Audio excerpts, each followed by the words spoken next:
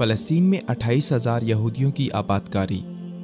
سرزمین فلسطین پر قابض یہودی ناجائز ریاست اسرائیل کی جانب سے یہودی آبادکاری کا سلسلہ جاری ہے۔ اسرائیل نے سال 2017 میں اب تک کی سب سے بڑی یہودی آبادکاری کی ہے۔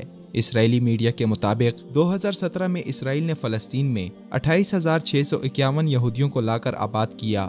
ان آبادکاروں میں سے اکثر کا تعلق مختلف ممالک سے ہے جنہیں لا کر اسرائیل میں آباد کیا گیا تاکہ یہودی اپنی نسل بڑھا سکیں اور دنیا کے سامنے اپنی بڑھتی آبادی کا یقین دلا سکیں۔ اس سال اسرائیل میں آباد کیے گئے یہودیوں میں سے 7,046 کا تعلق روس سے ہے۔ یوکرائن سے 6,881 یہودی لا کر بسائے گئے۔ فرانس سے تعلق رکھنے والے 3,356 اور 3,314 کا تعلق امریکہ سے ہے۔ ان تمام غیر اسرائیلی یہودیوں کو اسرائیلی شہریت دے کر انہیں یہاں منتقل کیا گیا، جبکہ ان افراد کے لیے تیار ہونے والے مکانات کی تعداد 11,700 سے متجاوز ہے۔ اسرائیلی حکام کی جانب سے 2017 میں 122 نئی کالونیوں کے نقشے تیار کیے گئے ہیں۔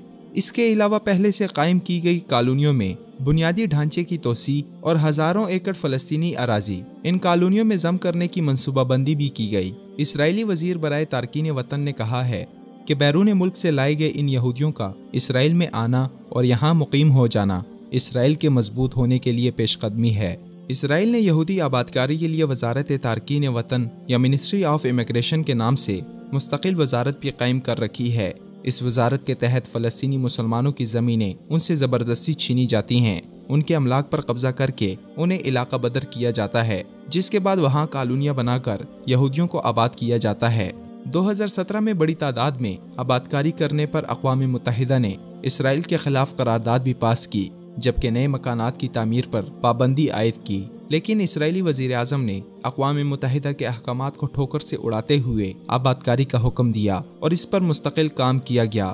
اسرائیل کو یہ جرأت اور جارحیت دراصل امریکی آشیرواد کی وجہ سے ملی۔ امریکہ نے اسرائیل کو مکمل سپورٹ فراہم کرتے ہوئے اسے اپنا لاڈلا بغل بچہ تسلیم کیا۔ امریکہ میں ٹرمپ کی حکومت کے آنے کے بعد اسرائیل اور امریکہ مزید ایک دوسرے سے لازم و ملزوم ہو کر رہ گئے ہیں۔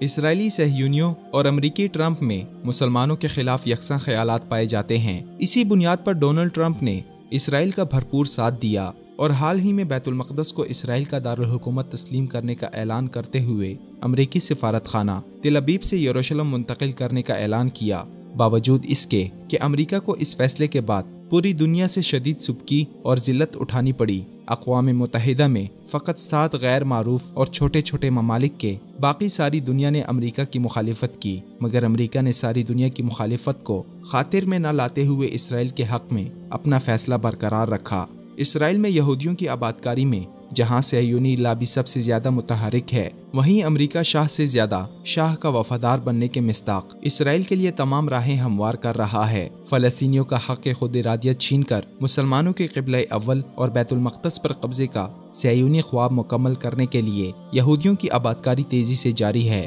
جس کی روک تھام کے لیے امت مسلمہ کی بیداری اشد ضروری ہے۔